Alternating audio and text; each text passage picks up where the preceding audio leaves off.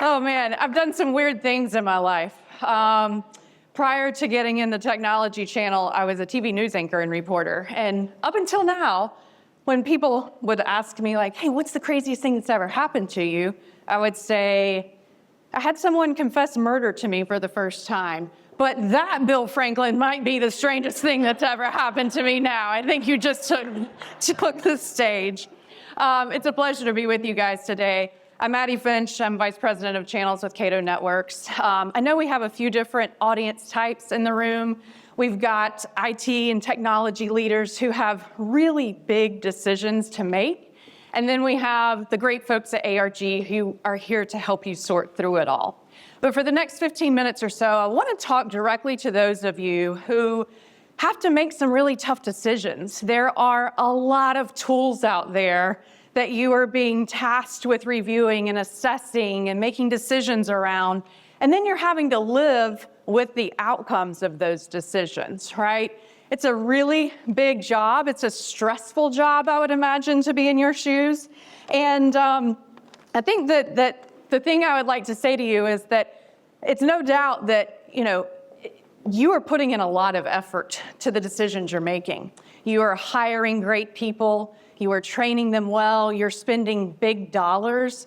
You're investing in a lot of tools. And yet I would imagine that network and security still feels harder than it should be. Anybody agree? Or if you're an ARG customer, you see customers struggling with it, or ARG partner, you see customers struggling with it, right? And it's no wonder. The problem is not your effort. The problem is how you've been having to fight the fight. We're in a boxing ring after all. It's how you've been having to fight the fight all along. I want to talk to you a little bit about why Cato Networks was invented. We've been around for 11 years now, and we were founded not to change the what. What do I mean by that? We weren't invented to form yet another point product that we took to market. We came along not to change the what, but to change the how. How do you, as companies around the globe, as ARG folks who help companies around the globe assess their technology needs, how do you consume all this technology that's out there?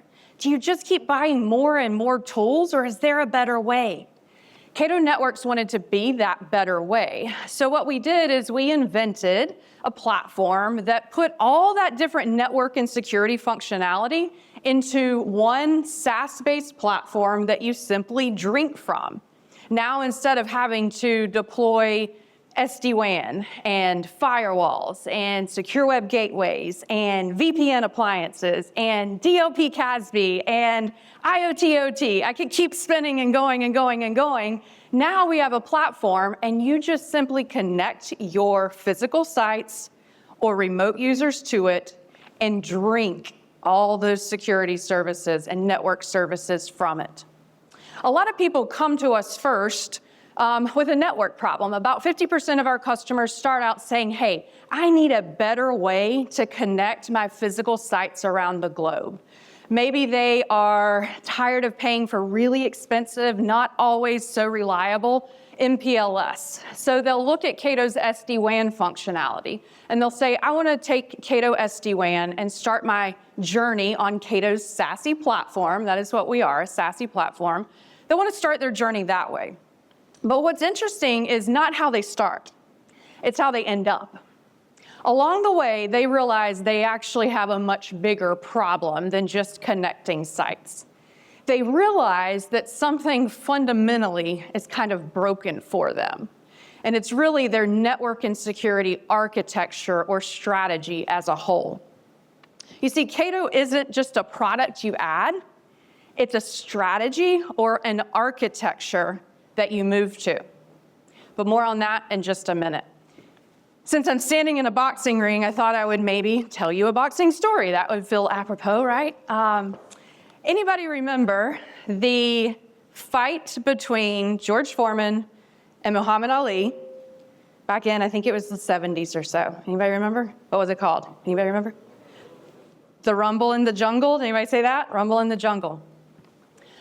Going into the Rumble in the Jungle, it was a match that George Foreman should have won knockout, right? He was stronger. He threw heavier punches. He had devastating combinations. Going into it, Muhammad Ali knew that. He knew that he couldn't beat George Foreman just by landing more punches than George Foreman. He knew if he was going to beat George Foreman, he had to have a different strategy. So what did George Foreman do? His strategy was he was going to go into the ring, and instead of just wailing on George Foreman like George Foreman was going to do on him, Muhammad Ali used the ropes of the ring. So for the first early rounds, he hung on the ropes, and he let the ropes kind of help conserve his energy. And as George Foreman was landing all those blows, he just kept leaning back into the ropes. And he kept waiting for that hole, for that moment when he could see George Foreman getting tired. And when that moment came, Muhammad Ali started striking. He ultimately won the match. George Foreman was worried about tactics, landing punches. Muhammad Ali was worried about strategy, winning the fight as a whole. Today, the technology choices that you guys are out there making have some parallels. There are more network and more security tools out there than ever before. They're built like George Foreman. You'll never run out of punches that you could throw if you just keep picking the next tool, right? They're incredible individual tools. Again, firewalls, SWIGs, SD-WAN, you've got all this great technology. Problem's not any one tool individually, it's that they don't know what the other is doing. Companies are losing visibility, they're losing context because the tools aren't integrating and talking well. And as technology leaders, you don't lose because you pick yet another tool.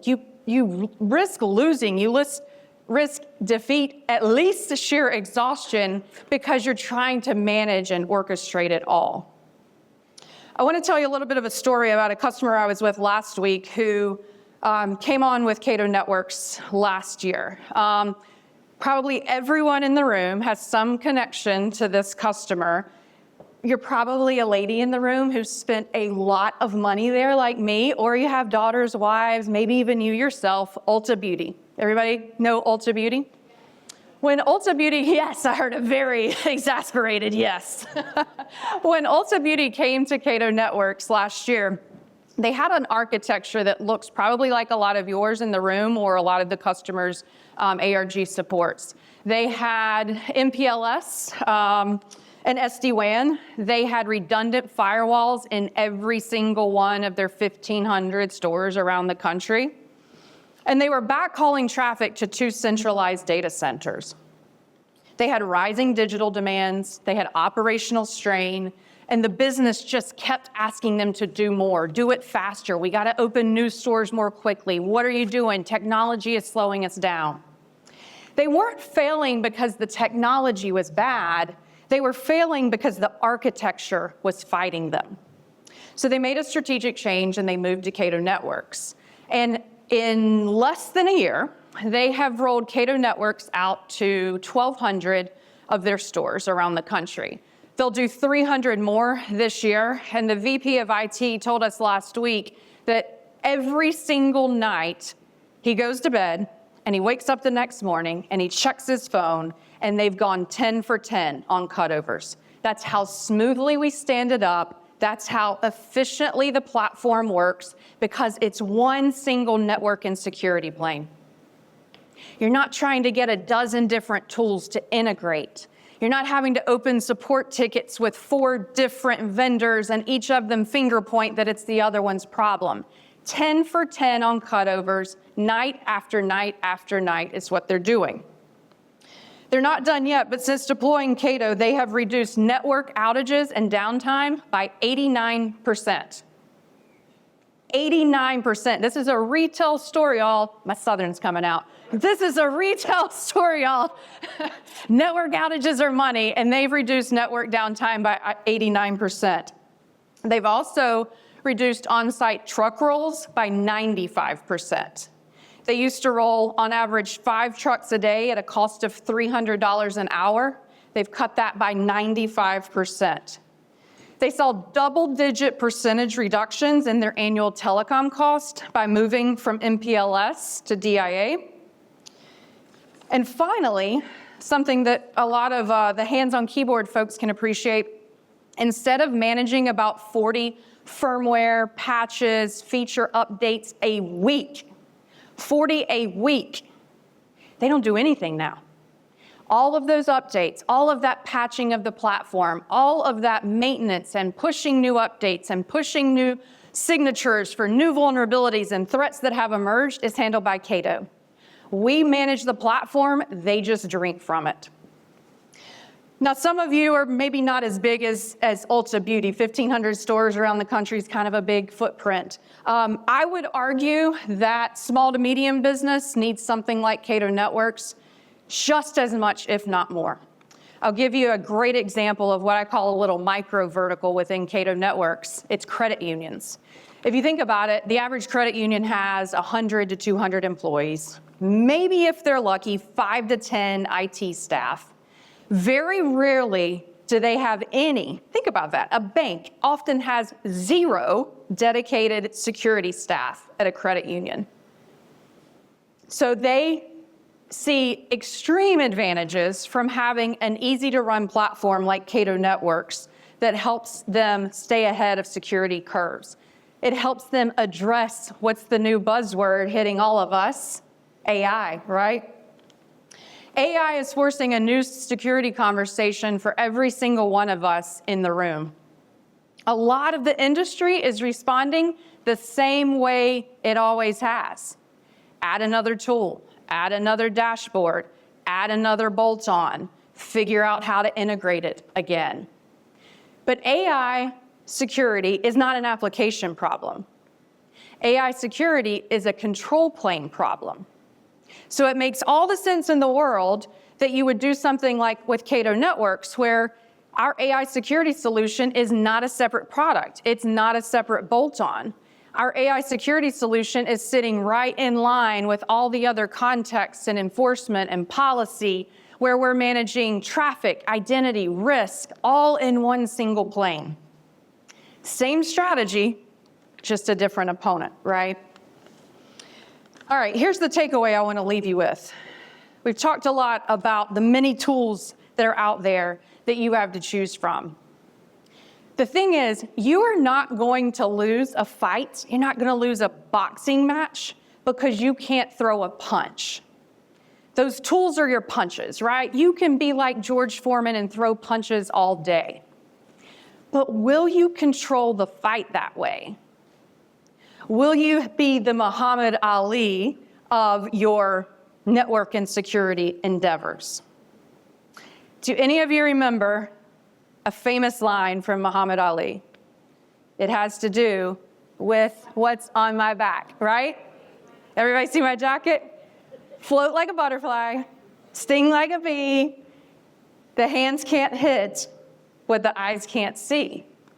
Muhammad Ali knew that visibility was control.